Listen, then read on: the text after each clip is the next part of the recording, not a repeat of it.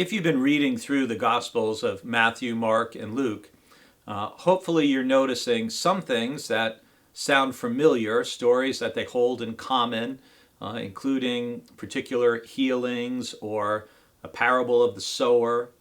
But there are also things that you'll notice that are unique to each Gospel writer's presentation of the story of the ministry and life and death and resurrection of Jesus.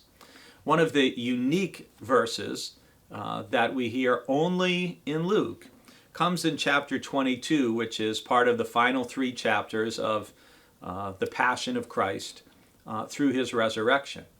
And it happens in chapter 22, and it's part of the institution of the Last Supper. This is where Luke places then the dispute about greatness to make it seem even worse, frankly, that the disciples are arguing about who's the greatest. In Luke's gospel, right after Jesus is talking about taking a loaf of bread and saying, "This is my body, which is given for you, and the cup of the covenant and my blood." And then following that, though, we have this little exchange between Jesus and Simon Peter.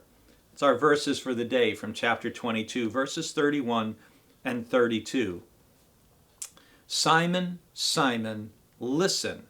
Satan has demanded to sift all of you like wheat, but I have prayed for you that your own faith may not fail. And you, when once you have turned back, strengthen your brothers."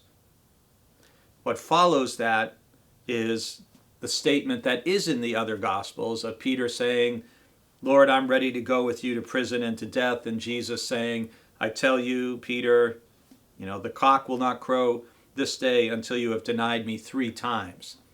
So I just wanted to share briefly about that exchange of Simon, Simon, Satan has demanded to sift you like wheat, which tells us, again, we do have a spiritual adversary whose desire for us is not God's will for us, that we have an opponent, and we need to be aware of that.